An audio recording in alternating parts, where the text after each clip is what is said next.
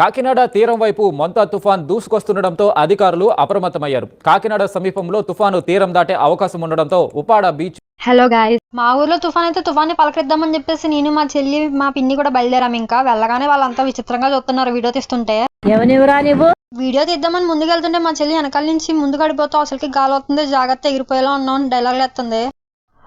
మొన్న రీసెంట్గా వెళ్ళినప్పుడు ఈ చెట్టు ఇక్కడ ఉండేది, ఇప్పుడేమో ఈ సముద్రంలో తేలుతుంది ఇలాగా. వీళ్ళేమో ఈ చెట్టుకున్న కాయల్ని తీసేసుకుంటున్నారు.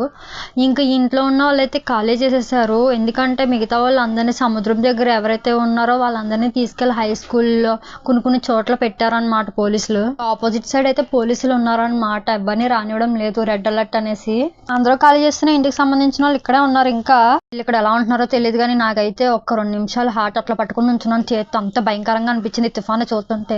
ఈ సిచ్యువేషన్ లో సముద్రాన్ని చూస్తుంటే ఒకటే అనిపిస్తుంది, పెద్ద లెగ్స్ నా మీద పడితే ఏమైతుంది అన్న ఫీలింగ్స్ వస్తున్నాయి నాకు.